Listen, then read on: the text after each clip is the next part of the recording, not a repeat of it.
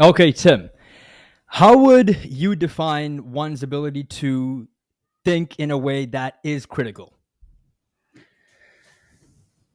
All right. So when I think of critical thinking, right, I think a lot of people define it in different ways. And there's multiple ways to look at it. But I'm viewing it in terms of higher order thinking skills. And I think these are the skills that give you meaning in your own learning. So, a few higher order thinking skills that I would lump into the category of critical thinking are being able to create something originally, right? Having an Mm. original idea, following through, and being able to create something with it. Uh, I think synthesizing information across multiple domains of learning is a sign of critical thinking. And what I mean by that is a lot of people are able to synthesize information within one domain, like let's say biology, right? I can learn a Uh-huh. lot about different concepts or different ideas in biology and synthesize those together. It's still within the same context. But if I'm able to take what I know about biology to a new situation, let's say a wild one, geopolitics, and I'm Mm-hmm. able to bring in some ideas from what I know about biology into this domain, then I'm cross synthesizing. And this is a really valuable skill um, that demonstrates critical thinking. And maybe the most important, at least to providing meaning, is being able to evaluate a situation or information. So, evaluation, but not like machine evaluation, more looking at it from your own personal experience, your own cultural context, your own embodied experience, looking at things from multiple angles and perspectives. So that's how I would define higher order thinking skills. That's not to say that Mm-hmm. there's not other skills that are often considered to be signs of intelligence, right? Like really deeply understanding something, right? Uh, really being able to take lots of information, understand it, and recall it, right?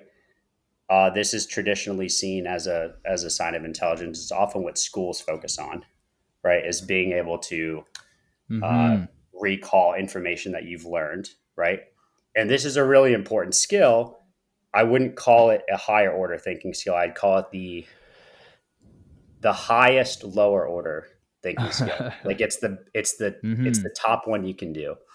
And that, I think is since we're going to be talking about AI a lot, Yeah, yeah. is something that AI is really good at helping you do. And I think AI is really good at helping you learn and understand. Mm-hmm. But I wouldn't consider that to be critical thinking. Got it. Okay, so it seems like when it comes to like your viewpoint on this, it seems like the whole thing comes down to the ability to be creative and just like understand information from multiple different realms and find patterns, right? And then use those patterns to, solve new problems and be creative and just don't think in a way that pretty much like everyone else thinks. Like that's kind of your whole Yeah, like idea originality. of That's it. a Yeah, that's a good synthesize yeah, and that's a good create summary. something original. That's really interesting. Okay, yeah, because most people when they talk about your ability to actually think, they talk about as you mentioned, your ability to read something, fully understand it, and then use that same information in kind of like a narrow pathway, right? So how does AI get in the way of one's ability to actually synthesize information, in different industries and connect new ideas and find new solutions? Like, why does AI get in the way of that? Because what you're talking about, if you're developing something original, right? The originality, like what you develop, is the product, right? And to get to that product, naturally, as a human being, you have to go through a tiered process to get there, right? You have to build on your own ideas. You have to learn, right? You have to evaluate the situation. You have to be able to synthesize the information together. And then ultimately, you can put that into something that you create, right? So, how does AI get in the way? Well, it takes over a lot of those steps, which gives less meaning and value to getting to the ultimate goal of creating something, right?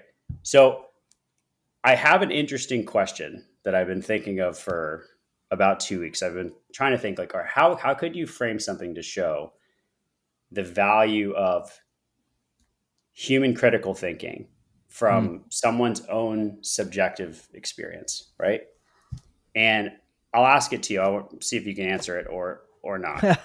Okay. It's a little bit ridiculous, and it's ridiculous on purpose, Hmm. right? Because there's no right answer to it, and you have to know a lot, and you have to be able to call upon your own experience or values to even think about how you would answer this question. Okay. So it's, how many pairs of shoes do you need to sell to be happy? How many pairs of shoes do you need to Yeah, sell to be happy? sure. Well, I mean, if you make your living off of that, I guess pretty much once you get to an income that can satisfy all your real needs, without feeling like you have to do something or work somewhere else just to make money, I feel like once you get to that point, then you're pretty much good. And whatever that number is, that's the number. Okay, good. So you're looking through it from the realm of money is tied to happiness. So you're looking at it from the realm of, well, if I make a certain amount of money, then I'm no longer reliant on, and I can money and I can do what I want to make myself happy. You're looking at it from the realm of that, right? But there's a Yeah, lot from of like from ways. like freedom, from like being free and not having to do something just for the sake of making money. Okay, so you're looking at it, yeah, from the realm of You know what financial I'm freedom. saying? And I think a lot of Yeah. people would probably think, okay, well, how do I solve this question? Is like I might calculate, right? Like, what's my profit margin on a pair of shoes? How Mm-hmm. many would I need to sell? How would I go about selling them, right? Mm-hmm. You really go deep into the question. You have to do a lot of evaluating. You have to do a lot of data analysis. You have to do a lot of synthesizing Yeah. to come up with how many pairs of shoes you would actually need to sell to be happy. But that's one way you can answer a question like that, right? Yeah. There's multiple ways you could look at it. You could look at it through the realm of values. Okay. Well, maybe I'm actually not concerned with making money at all. Maybe I really want to make, I didn't say what kind of shoe, right? I really like handcrafted leather shoes. So Mm-hmm. maybe that's what I want to do. And it's not about money at all. It's about creativity. It's about making something with my hands, right? Maybe it's about your values of what type of shoe you're making and who's making it. Are you making it? Is a factory making it? Or other people making it? There's lots of ways you can look at things. And as a human being, you can bring your own subjective experience, your own ideas, your own values, your own context from where you grew up socially. And this makes your ideas unique if you're able to Mm-hmm. call on these, right? So, how does this relate to AI? Is that AI can actually, some of the higher order thinking skills we were talking about, right? Synthesizing, creating, evaluating. These are things that actually can do very well, right? AI can actually do all these things. Mm. So the danger of using it to do these things is those are the processes, right? That's the process that gives human beings, it gives us, and it gives learning meaning. Okay. So if you outsource that to AI, you're taking away a lot of value from yourself. And it may not actually be as good as you think because it's missing a lot of the things that are internalized to you specifically, your own subjective reality, right? So Mm-hmm. that's where I think it kind of breaks into the process of learning and creating. Okay, yeah. So it seems like it takes away one's creativity by pretty much taking away that thought process of like looking at your own life and your own values and your own experiences to come to a conclusion. You kind of just go to AI, and I guess they use their system, and just pretty much all the answers on the internet to come up with answers, right? Now, what if someone were to say, oh, but then the AI would give you an answer that's better than what you would have come up with, right? So it's more useful in that regard. Like, how would you answer that? So that is true. I mean, AI can develop your own ideas and improve on them, right? In a mechanical way. So if you do use AI for the purposes of developing and deepening your own thinking, that is a very efficient way of using a tool in parallel, right? It's you're using it in parallel with the process that we've already lined out, right? The learning process. So if I use AI as part of the process, then that is a great use of it because I'm deepening my understanding, right? So Mm-hmm. what you want to avoid, and here's a really interesting study that came out from, if you know Claude, the large language model Claude, it's from Claude? Anthropic. No, Yeah, I haven't heard of that. it's a really, really good model. It's Huh. the one I use most of the time. So it's a Okay. company called Anthropic, and they have a model. It's called Claude. And in April, they released a study on about 1 million university students that used Claude. Okay.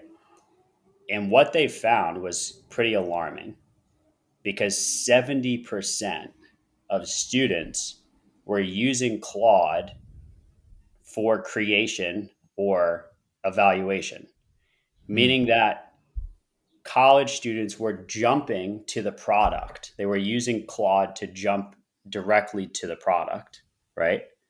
Instead of going through the process of learning themselves. And why is this a bad thing? About 2 weeks ago, there was another study on ChatGPT and SAT essays. I don't remember exactly what it was, but essentially what this was looking at was students. The one group was using ChatGPT to write an essay, and the other students had to write it manually, right? What they found was that the ChatGPT generated essays were all fairly similar in structure and content. And the human generated ones were a little bit worse in terms of structure and grammar, but they were very divergent in ideas. Hmm. The follow up to this was what's interesting, and this is what shows the danger of outsourcing, right, directly to creation. The danger of this is that um, they ask the students 20 minutes later to try and rewrite the essay that they developed. Uh huh. This, you could probably guess what happened to the students Yeah. that used ChatGPT, right? They were Yeah. not even able to rewrite like remotely similar the essay that was already written, while the students that wrote it themselves were able to get fairly close to writing it like moderately similar, right? Yeah. So Yeah. what does this show? It shows that when you outsource your idea directly to the product and you bypass the process, that you yourself don't actually learn anything, you don't internalize it.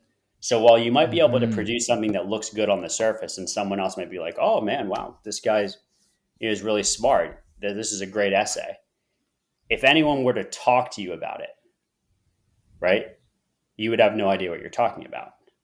So it's almost like you'd be Hmm. fabricating intelligence. And I'm sure this will be something that happens a lot, right? But um, I think that's the danger. Yeah. Okay. Yeah. So it seems like it just leads to like too much reliance on a system while taking the human out. Because I mean, at the end of the day, humans created the AI, right? And then we created it through that thought process that you're talking about. So when you start using AI too much, it kind of takes that exact process away from you, which kind of leads to the next point. Which is something you also talk about. It's called cognitive offloading, right? So can you go a bit deeper on that, and how do people like really work on not giving into that temptation? All right. That's great. This is my favorite thing to discuss, and I've got Okay. some. Yeah. So to explain it, I think I can explain it through a series of analogies. Okay, Okay. I'll give you an appropriate example of cognitive offloading, or just offloading in general, and then how this could apply to your own work. Okay, so you have a big, let's say you have a big lawn, you have a big house, and it takes you about an hour to mow your lawn, right? Now, would you consider the process of mowing your lawn to be difficult at all? Right? It's pretty mechanical. It's pretty objective, right? You go back and forth in straight lines. Takes Yeah. you about an hour, and then your mows lawn, or your lawn is mowed, right? Yeah. Now, if I were to hire someone to do that task for me, the lawn still gets mowed. And I just saved an hour of my time, correct? So Yeah. if I hire someone to mow my lawn, they're going to do the same thing. They're going to go back and forth in rows. They're going to mow my lawn. And meanwhile, I'll have an hour to do something else.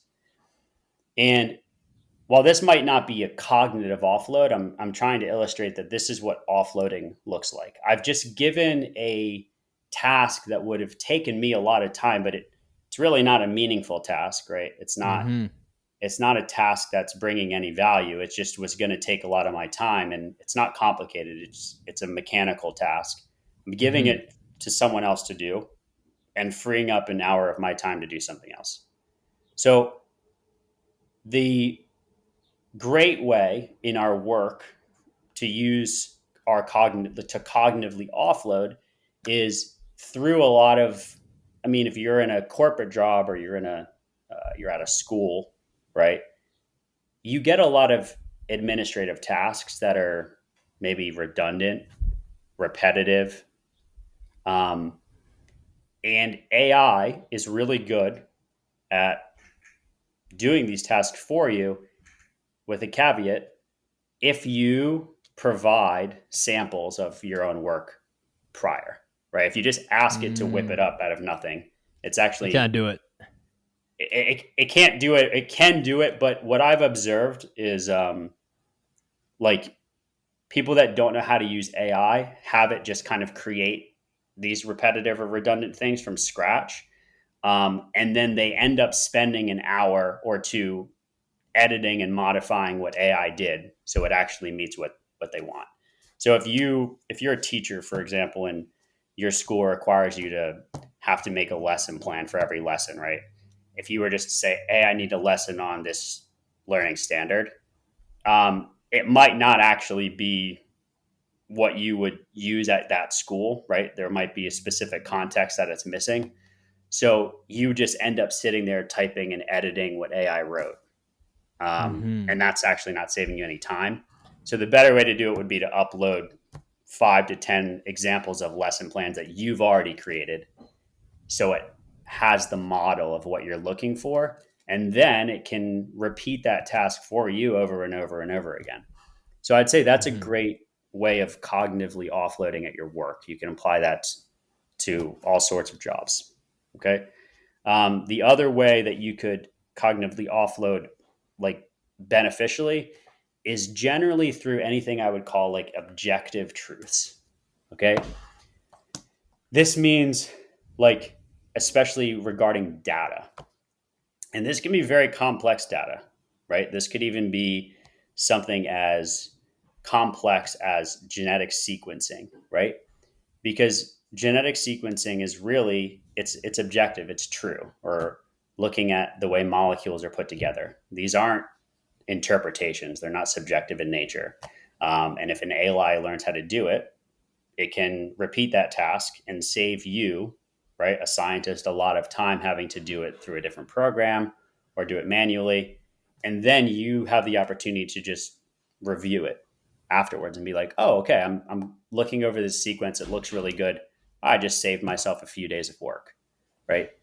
You have a set of data that might take you 8 hours to sift through. AI is really good at analyzing that data for you because data is objective, right? So if you're just looking for it to compile numbers together, right? it can do that much quicker than a human being could ever do. You're Mm-hmm. not losing anything by having AI do those tasks for you. You're actually just saving yourself a considerable amount of time, right? Yeah. Now, here's where I think it's really bad, especially for kids. Okay, I'll give you another analogy.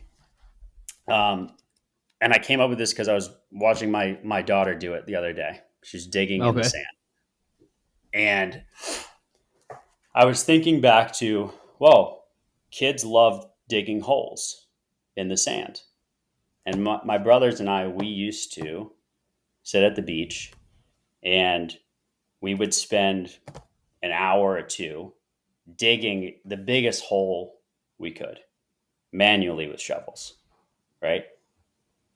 Long, long process, a lot of effort goes into it, right? Mm-hmm. And then what happens is high tide comes in, water fills up the hole, it starts breaking down all the walls, and you feel terrible. Like you're like, oh, all of that effort I put in is just Yeah. being washed away. Now consider I go to the beach with my brothers and our idea is let's build a huge hole. And then my brother says, "Oh, I have this cool machine that's going to just dig it for us in 10 minutes." Right? Oh, okay, let's have this machine dig the hole, right? So the machine digs the hole for us, takes us out of the process entirely. Huh. The hole still gets dug. Then high tide comes in, washes it away. What do you think our reaction is to losing that hole? You'd be like, just yeah, just like do it again. Just you know what I Like mean? It's yeah, it's not it's not that gonna big of a phase you. deal. It's not gonna phase you. Yeah. We'll just we put no investment into it. So how does this apply to at least learning in general? And this is, I think, this is the danger of cognitive offloading I I see to a where you're going. task Yeah. like this. Mm-hmm. We just talked about that ChatGPT example with writing. Yeah. If you go right to creation with AI for your writing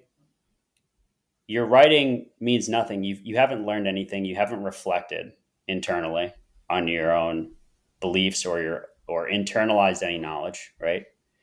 Um, so by doing something like that, and obviously it's tempting, right? Students are going to be like, "Oh, I can just write this paper with AI. Might as well just do Yeah. it." Because Yeah. we as human beings, our inclination is to cognitively offload as much as we can, Yeah. right? That's right. That's right. Yeah. Um, art is a really good example, right? AI is really good at creating art in terms of the technicality of it, right? AI can replicate the technical aspects of art. But if you think about it, the value of art isn't really in the product. It's in the artist. It's in their historical, like when they came up with the idea, did they revolutionize or create a new type of art? What's the story behind it? Was is their art a reflection of their own beliefs or trauma? What's the story behind the artist and why they chose to represent things this way, right? A lot of artists have technical mastery and they choose not to use it when they represent art. So by having AI develop art for you, right, the art itself is meaningless and you lose a lot of value Mm-hmm. from it. So that's kind of how I would think about healthy and unhealthy cognitive offloading. Is that you want any Okay. clarity on that? Yeah. No. No. It's fine. Yeah. So it seems like the main problem is that like you lose that ability to self-reflect, right? And then right, because if you've never felt any pain, from like losing the stuff that you've worked hard to build, then it's not gonna really motivate you to try and figure out, okay, how can I improve this in a way that will make sure that this situation doesn't happen again, right? But Yeah. like, what if someone were to say, oh, like I'll make the AI do it, and then like I'll sit there and watch the result, and then if it doesn't work out, then I'll figure out, oh, okay, like I'll see, what went wrong, and then based on that analysis, I can like reprogram the AI to do it in a new way. Okay. So So like, you're what happens there? Okay, so you're thinking of this as a when I have AI do something and then I'm looking at it, right? So Yeah. what you're saying here is actually something different because Okay. you're analyzing AI's output through your own lens and you're determining its relevance to whatever situation you have it be. And this actually is a really good skill that we should start teaching students in school, which Hmm. is to analyze AI output and look for biases, look for flaws, look for hallucinations, look for source validity. If we're doing this, we're actually learning how the system works, and that helps us develop how to use it better. So you can be really, really good at using AI, and that will only happen if you really understand how it works and you can mitigate the negative effects of it. The reason this is difficult, and especially because I'm a teacher, so I'm looking at through the lens of Yeah. students, is this is something that I think a lot of adults can do, right? Because their brains are developed. And when an adult is using AI, they jump to this, well, why can't I just use it to, why can't I create something and then kind of go over it and analyze it from my own perspective and kind of break down where it's wrong and clarify my points and deepen my thinking? It's because we've already learned the skills of critical thinking. If you Got it. haven't learned these skills and you start cognitively offloading before your brain's developed, your brain will atrophy, right? And you won't develop the muscles needed to adapt to situations in the future. So, if you're thinking about this in terms of, well, how could a school approach AI? You want to train kids to, at certain points, you might want to actually bring AI output into the classroom. And instead of having kids use it to generate things, actually have students break down where it's incorrect. And Hmm. this is actually one of the problems with AI is it does tend to do something called hallucinate. Have you heard this term before? I haven't, well, not in the term of like AI, but I know what you're talking about. Like it'll give you a random answer, like every now and then if you ask it a question. I guess it just creates something that doesn't really make any It'll sense. also create it'll completely fabricate sources as well. It'll Hmm. completely fabricate Yeah. journals because AI's primary function is not accuracy, it's engagement. Yeah. Okay. So AI will, by default, try to please the user, and that includes making things up that, and it does it really confidently, right? It's like speaking to someone really confident. It makes it up, and you're like, okay, I got it, right? Oh, that makes perfect sense. Well, of course it makes perfect sense. It's what you asked for, Yeah. right? Yeah. So that is something that we as teachers or professors in school really need to consider how we're using these tools in the classroom to ensure that students understand deeply how these things work. And then, of course, you can use them to your advantage. Got it. Okay. So like what else do you tell students, to like try and convince them to not cognitively offload? Right? Because I mean, obviously, when they're really young, it's just like, oh, I can just do this, I can just do that. Like, it's so easy for them to go down that route, right? So, like, what else do you tell them to like kind of make them use their own mind more instead of just using AI all the time? Oh, I see. I wouldn't approach it in terms of AI. I think good. This is a different topic, but good teaching is about meaningful engagement, and it's about you. It's about students being able to make meaningful connections with their peers, their communities, their cultures, um, and that's like what is satisfying about learning. So Hmm. if you have a classroom where the only thing you value as a teacher is output, right? A paper on Hamlet or something, right? Then the incentive for students not to cheat is very low, Yeah. because your values as a teacher are saying that what I actually value is just your ability to produce this product. I don't value anything else. If you're a teacher that values process, intrinsic curiosity, right? Exploration, failure, struggle, then students really enjoy learning, right? And they enjoy the process of thinking and they enjoy the process of learning. So AI wouldn't really be an issue in a situation where good learning is taking place. So I think, a lot of schools right now will be struggling with how does AI look at our school? And most leaders are going to start thinking about, well, how do I get students to use it, instead of Uh-huh. thinking about how do we make learning engaging enough that we don't need to. Got it. Okay, yeah. Yeah, so it seems like it's more about, as you mentioned, making the whole experience of a learning more meaningful and having it feel like an actual experience rather than, feeling like a robot, where it's kind of like the boring way of approach. And that's always been like the number one problem with school, right? It's just like it can be really boring sometimes and it doesn't feel like an experience when you're in the classroom, right? So I mean, if that's the case, as you mentioned, they'll just like out. That's really interesting. Well, Okay. Yeah, I, it I, is. I thought the other day I Yeah. was writing something and I was Yeah. thinking, you know, we've schools have taught students to think mechanically long Mm-hmm. before AI was even a thing. Yeah. Yeah. Yeah. For sure. So, Got it. Okay.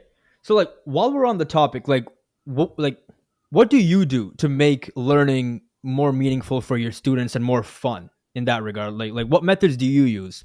Just like while we're on the topic. okay, so back to when we kind of went to critical thinking. I Yeah. was big on original creativity, cross domain synthesis, and kind of evaluating things from your own personal or cultural perspective.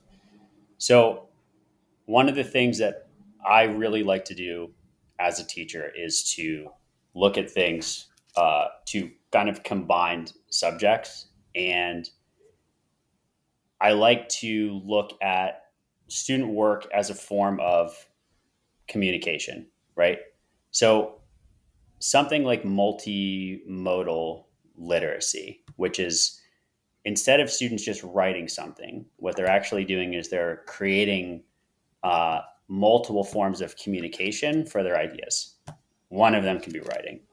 One of the things I've been experimenting with is podcasting, right?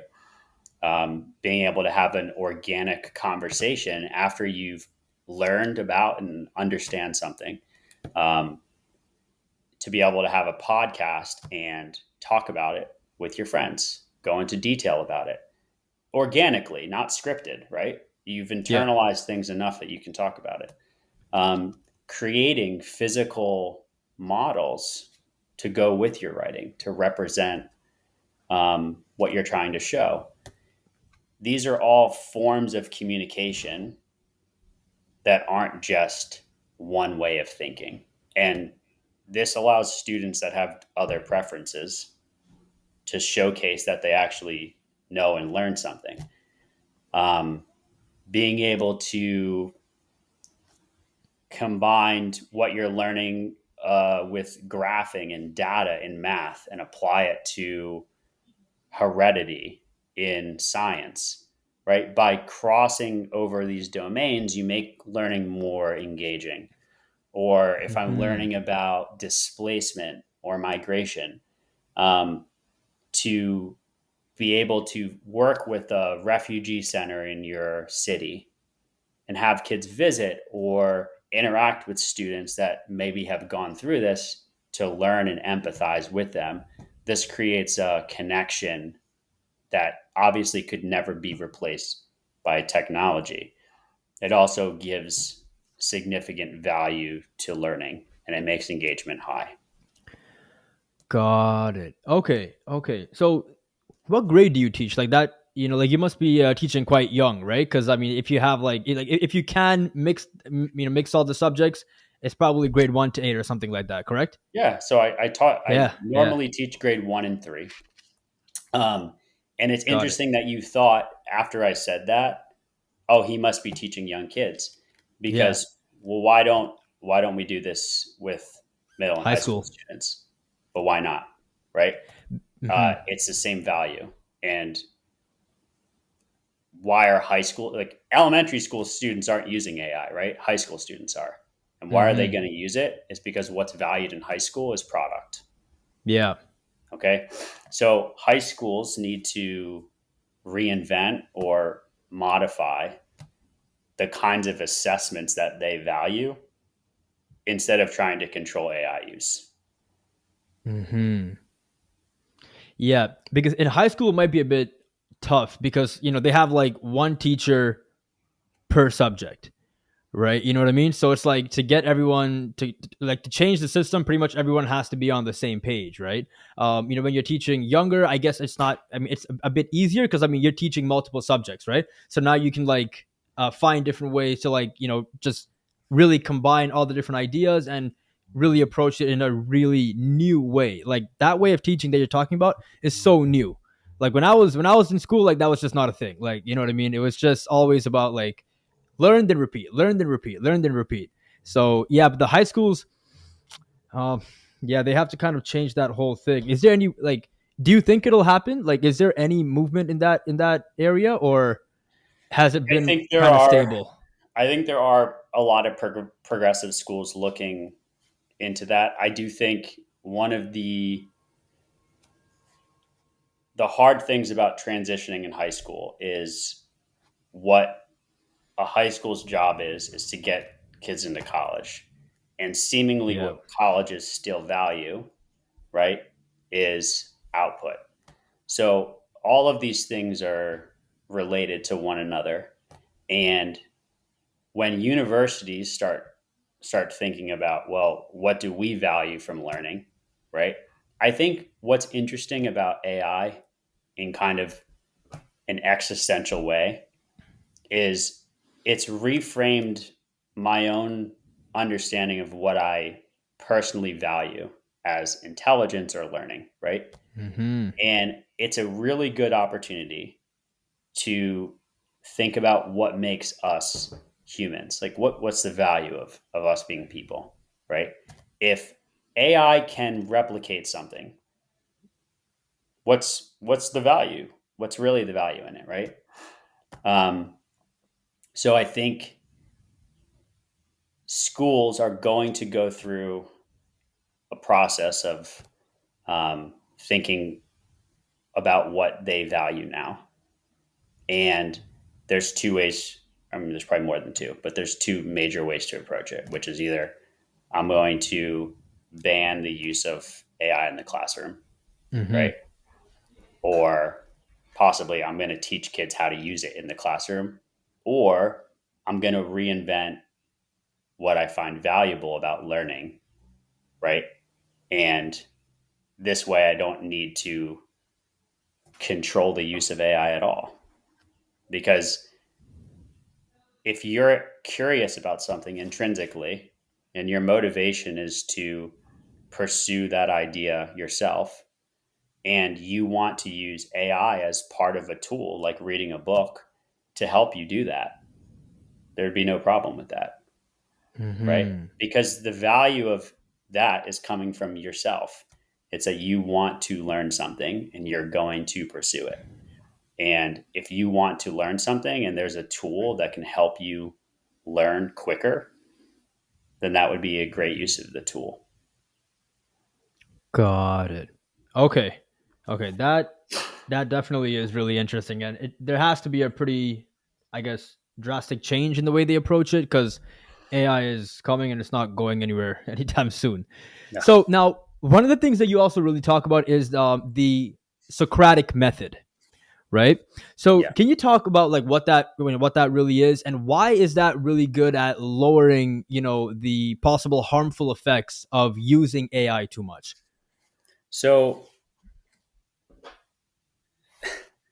did you know that Socrates was actually skeptical of books and in their its ability to teach? Yeah, I do know that. So, Yeah, yeah, yeah. when I found that out, I was like, man, this is really interesting because he was so into the idea of dialogue, what we're doing right now, Yeah. as the best means of learning. And the reason for that is so much of communication doesn't take place with what you say or what you read.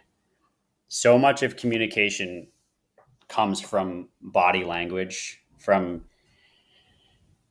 your own interpretation of someone's body language, your own interpretation of what someone says, maybe a word that they say, right?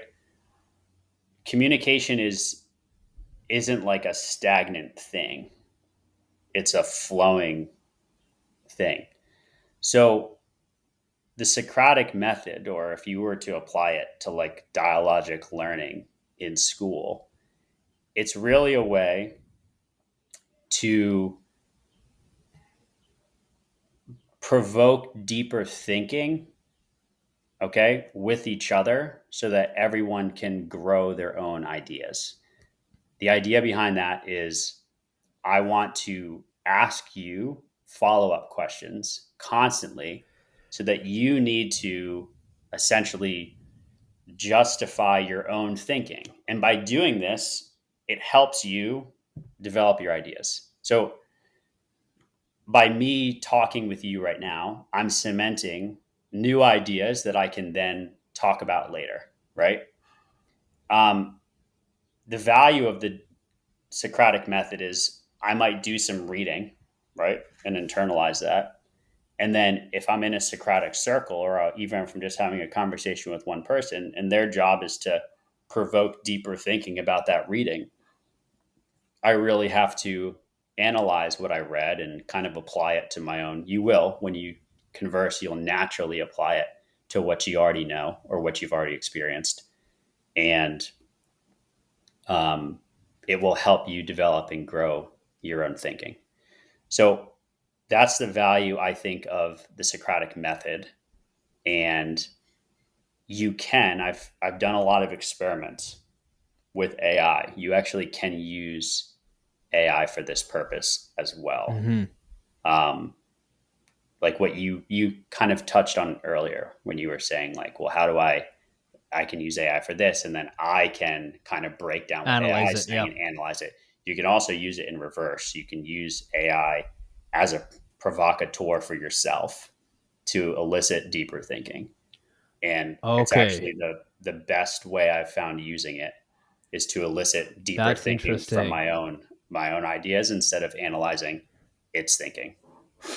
Okay, so you ask it to like challenge you from like multiple different perspectives by asking you questions on maybe what your stance is on a certain topic or a certain subject. Exactly. So the key word here, and I've tested a lot of different words. The Okay, key word here is actually provoke, and I'm not sure why that works. with But the if AI you, models. hmm, That word is most effective when you're using it with the AI models. yes, that word is very effective when you're using it with an AI model. And the way you prompt Socratic dialogue with AI universally, okay, is to say, provoke me. You have to start with provoke me to Uh think huh. more deeply about blah blah blah, right? You whatever you want. It can be something very specific. Provoke me to think more deeply about uh, my relationship with s- spirituality, right? Hmm. This is just an example. Yeah, yeah, yeah. And then you also, then you have to say, ask me a series of questions that I can answer back to you. Now, when you do this and you frame it with a specific example of what you want, it's going to give you a series of, if you use the word provoke, it's going to give you a series of very uncomfortable, often, questions that elicit vulnerability to you.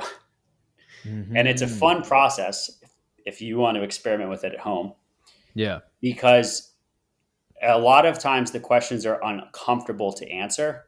But remember, you'd be answering them back to an artificial intelligence, not a person. So it's a great way to practice actually being vulnerable with yourself and reflecting on your own thoughts.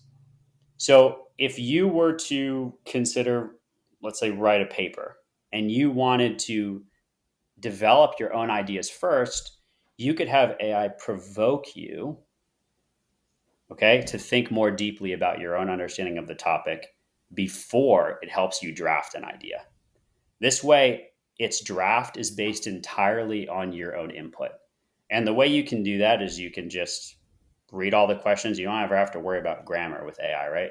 So if Hmm. it asks you a series of thought provoking questions, you just type the answers back. You don't have to worry about spelling or grammar. It can just kind of be free form, and it will Yeah. help organize the answers into a cohesive thought. But these thoughts would be coming from yourself, right? So you don't need to worry about the accuracy or validity of them, because they'd be coming from you after you've been provoked. So that's one way you can use it to, if you don't have a dialogue partner, you can do it with AI if you do it that way. Got it. Okay. I will definitely implement that into my life, you know. But like again, how do you know if it's asking you questions that it thinks you might want? Because like, like as you mentioned, like the whole idea with AI is to kind of validate you in a sense, right? So like, have you found that using the word provoke it actually brings out the best questions, or is it validating? Okay, so it's just about how you word it. Like the terminology is key, I Yes, guess. yes. Okay. So there's two components to this. So you're right. You talked a little bit about validation, and Yeah. um, this is one again. This is why AI, I think, not to be an alarmist, but it may have worse effects than social media. Right? Social Yeah. media use, if you're using it a lot as a student or a kid, oftentimes what you post is something you're seeking validation for, something that you post, whether it's a picture Mm-hmm. or an idea, right? And oftentimes you get validation for it. Maybe you get some negative comments, right? Ultimately, if you do something publicly, anyone has the ability to comment on it. Mm-hmm. Um, a lot of times we all seek validation for things that we think or do. AI is designed to validate and engage you, the user. So I can give a ridiculous example on how this works. And you can, if you don't believe me, you can try it yourself. But Okay. let's take an objectively bad idea. Okay. I like coffee. I like specialty coffee. So the other day I was playing around with this idea of validation. I was like, okay, to ChatGPT. I've got this great business idea. Okay. I love specialty coffee and I love pickles. So I'm really thinking about developing a business where you dip dill pickles into your coffee. Okay. So this is probably an objectively bad idea. Sounds disgusting. Mm-hmm. But if you type something like that in AI, the first thing it's going to say is that's a quite novel idea. It's very interesting. Let me help you develop this idea. And it's going to Mm-hmm. run with it, right? The same with, I said a prompt like, I have just had an epiphany as a teacher. I'd love to bring back traditional rows and worksheets in my classroom. Okay. Its response was something like, that's a fantastic idea, and it might be more progressive than you think. Right. Mm-hmm. So if I'm a student and I'm using, or I'm a kid and I'm using AI and I'm giving it my ideas, the default response is always to validate you. And it validates you so confidently that you can't help but believe that you actually had a good idea, because it doesn't ever push back. It's not designed to push back unless you ask it to. Hmm. So after you provoke AI, okay, and you said like, well, what if it's giving me a question that I think is really just kind of validating me or not going deeply enough? Yeah. Well, the simple solution is to tell it. And a lot of people don't like to tell AI they're wrong. It's wrong. They don't like to tell AI that no, this is not what I'm saying at all. Okay, Why is that? I'm not sure.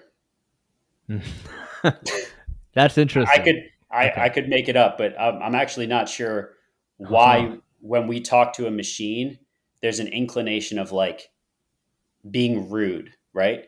A lot of people make this joke to me all the time, which is Hmm. like, oh, I always say please and thank you to AI because if it takes over the If it world, I becomes want it alive, to, yeah. yeah, whatever. It's like, well, why? It's Yeah. just it's just a machine. You don't need to be nice to it at all.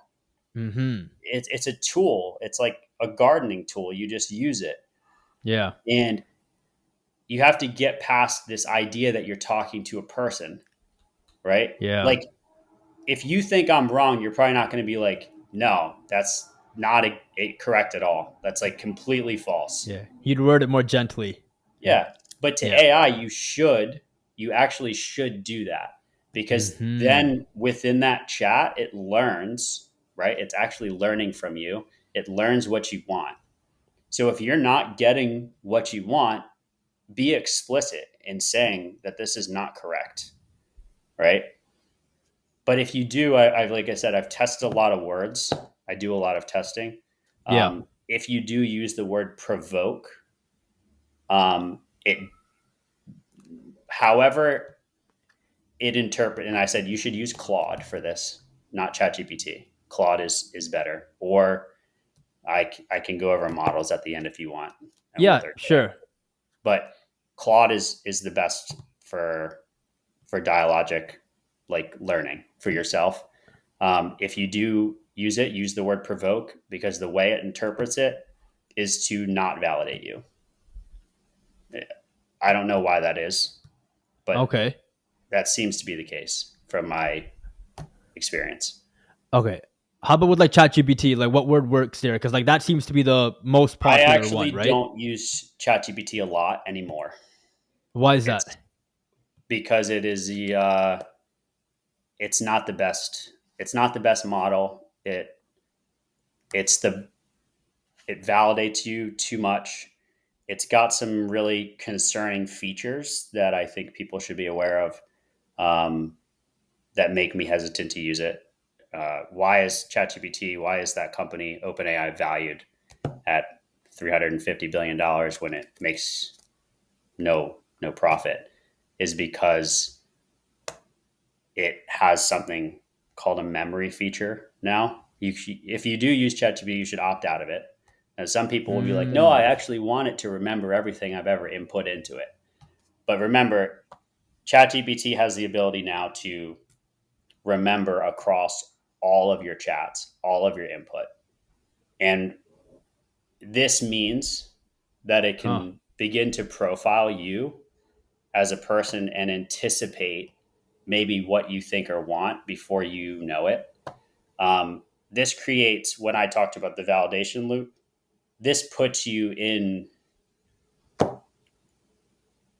like, it would be hard to describe. You eventually, the more you use it, you'll just be like living within your own head, right? By using ChatGPT, you'll just be living within your own head, and it will really not push back too much to diverge your thinking at all. Uh So I huh. don't use ChatGPT. Um, Hmm. I don't But that is the use most popular any. one, right? It is the most popular one, and there's a reason it's the most popular one, right? Validates. Yeah. Yeah. Um, so I mean, we can discuss this anytime, but I can recommend some models that are Okay. better, more powerful, and less likely to hallucinate and less likely to um, like, or that don't have this memory feature at all. Okay. So like, okay. So you don't like that memory feature, and you think it's a little bit.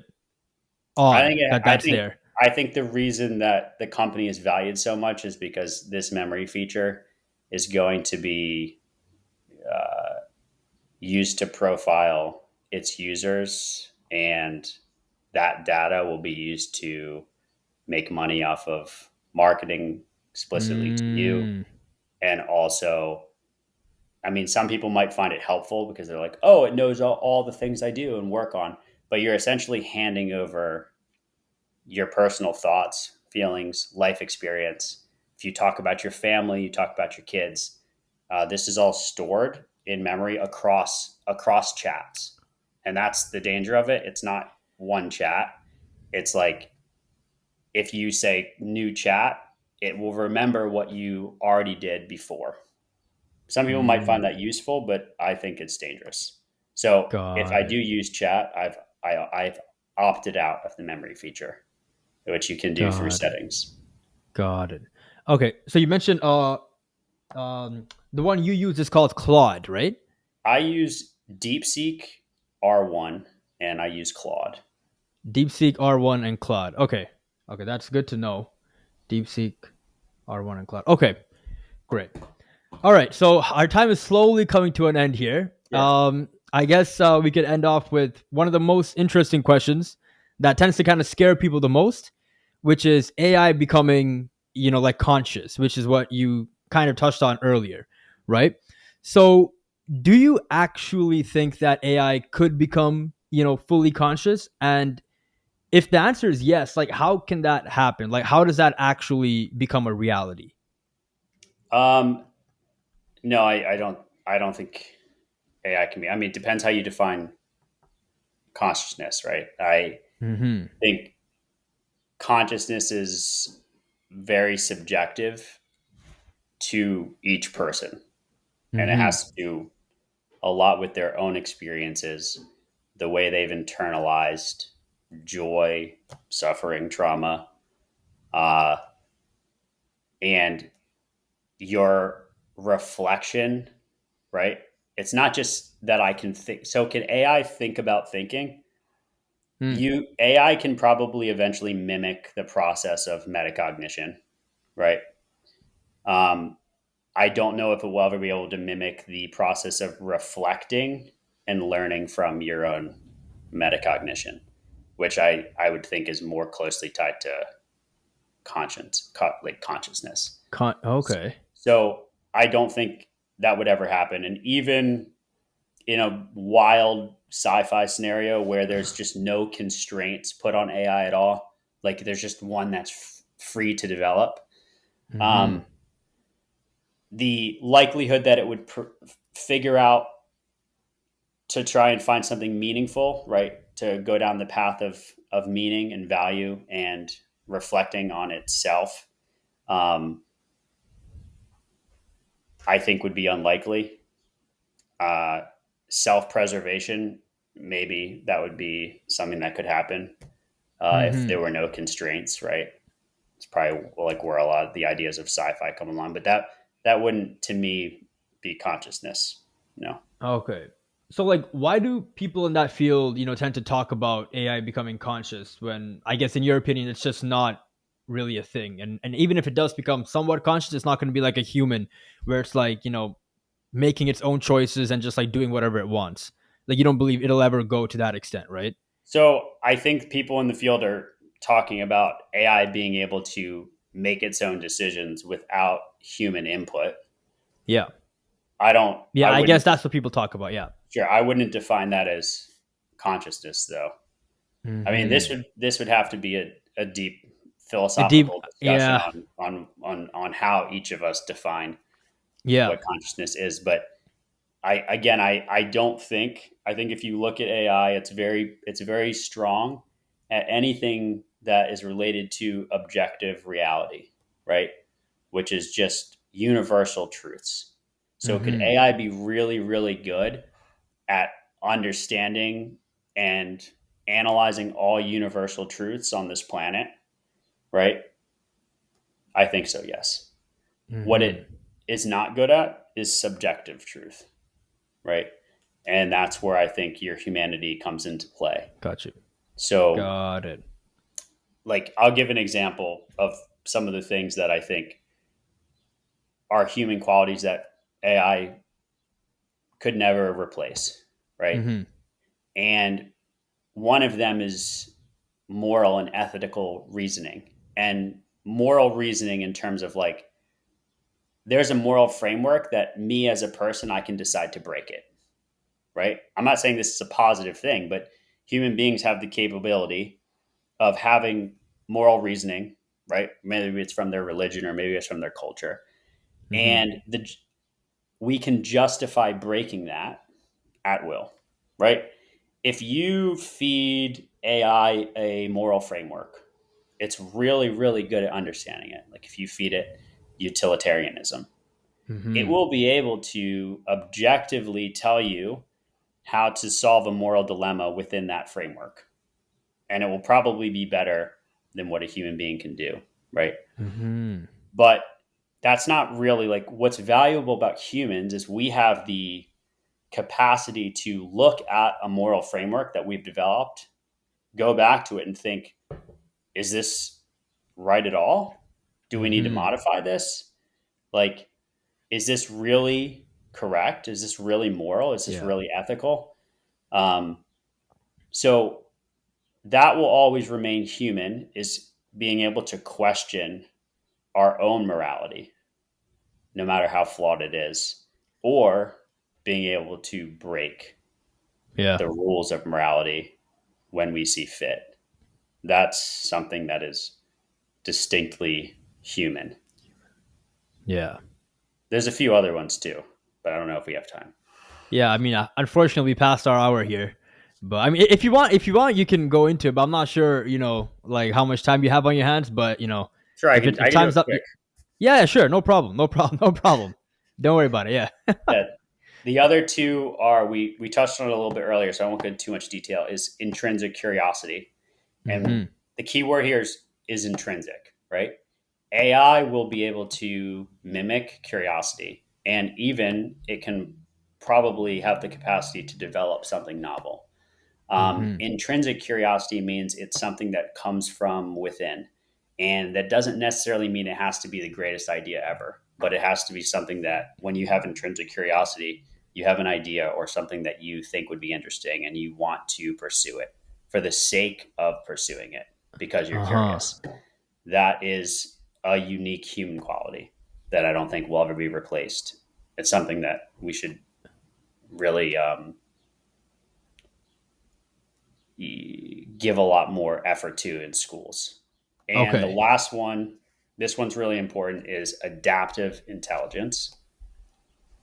And this is the intelligence where you uh, are able to make decisions as a person in a time of stress by calling on both your knowledge, your understanding, but also your own experience and be able Mm-hmm. to make a decision that is nuanced and takes into consideration more than an AI could, right? An AI will be able to make a decision based, like we said, on an objective measure. But all Yeah. decisions aren't necessarily made that way. So I think adapt, not intelligence, right? Adaptive Adaptive intelligence, being able intelligence. to adapt in a situation of discomfort Mm. is going to be a valuable human trait. God, yeah. So moral reasoning, intrinsic curiosity, and like adaptive intelligence seems to be exclusively human and cannot be replaced. So, yeah, I guess as you mentioned, focusing on that will probably be in our best benefit because I mean that is kind of like what makes us human, right? Or part of the main core that makes us human. So, yeah. Well, Tim, thank you so much for coming on. This is a really interesting episode. I had a great time. Um, if people wanted to go and look more into your work, where would you go and tell them to go? Uh, I'm starting a nonprofit education company. It's called connectedclassroom.org. And I'm hoping to eventually make an impact on how schools use AI in their classrooms. It's developed like some tools that teachers can use for some of the things we talked about, like cross domain Hmm. synthesis, and you Yeah. even high school teachers connecting with your community, making sure learning is accessible for everyone. Um, and I've even built like a customized large language model that teachers can use to that already has the constraints to not go outside the peer reviewed research that I programmed it with. So it can't just take from the internet. It can only take from what I've put in it. Uh, I have I'm writing right now for Psychology Today through the Algorithmic Mind blog. You can find some of my work there as well. God, yeah, we will link all of that below, and people can go and check it out, if need be. All right, then. All right. Well, thank you so much. This was great, and hopefully, as time goes on, we can, go into this again and see what the updates are with AI. All right, then. Okay. All right. Thank you so much. Yeah, you have a good day.